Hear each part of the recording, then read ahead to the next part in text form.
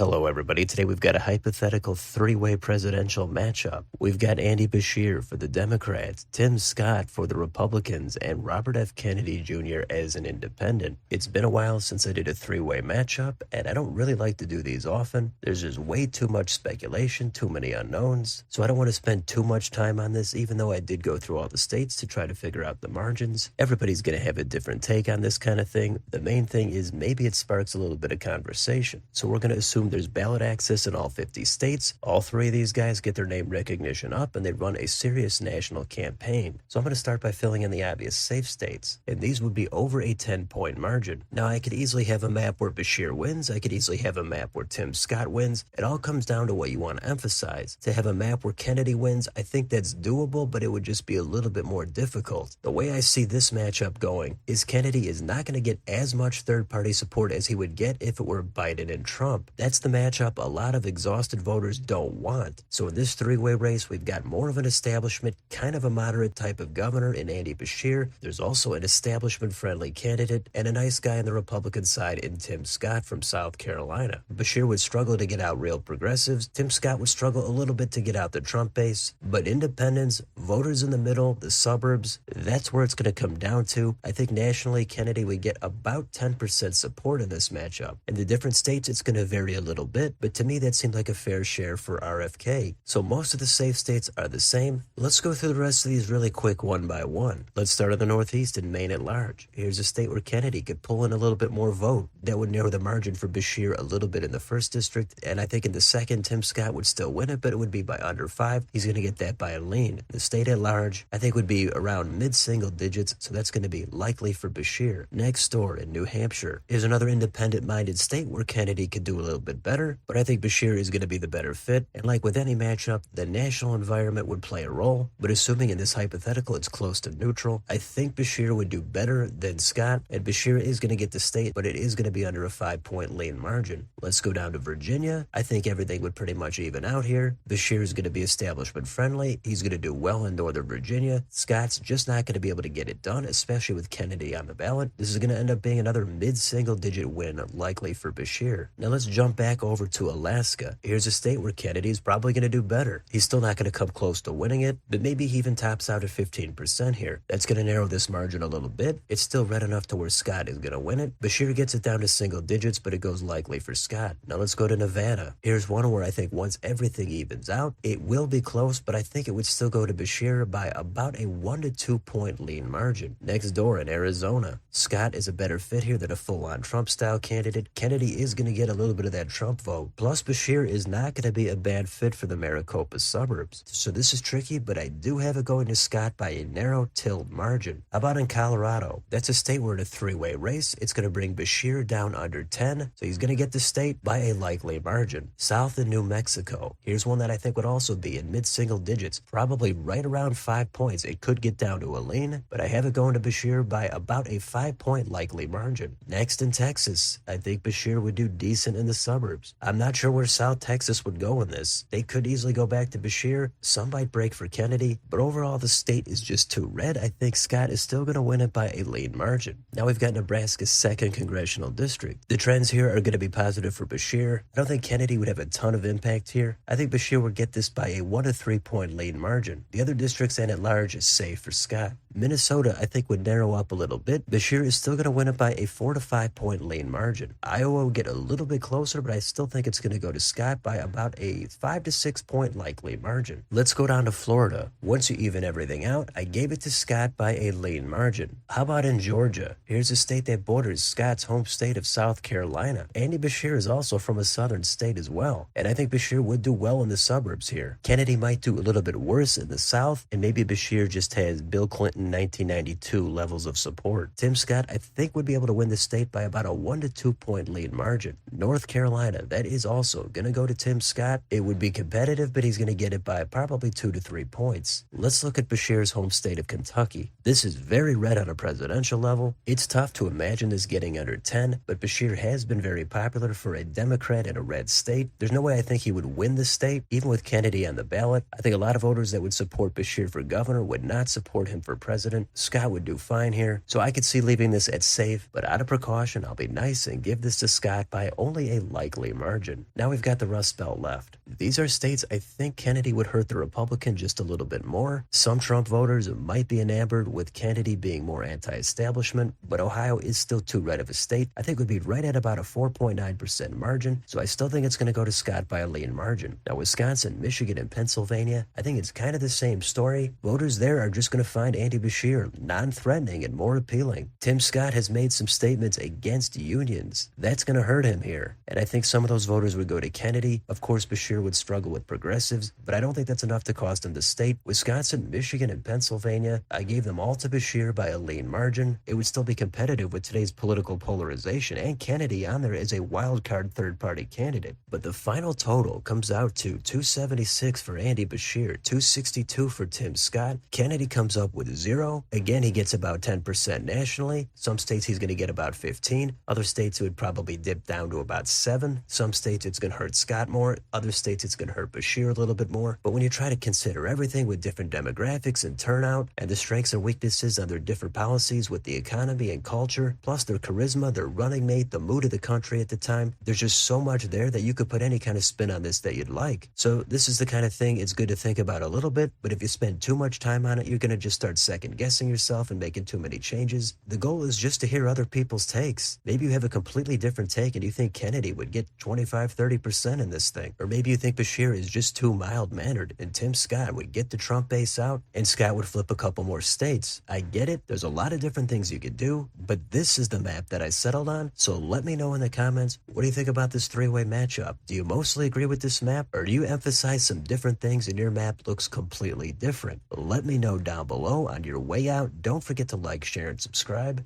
Join if you'd like to support the channel. Thanks for watching, and I'll see you next time.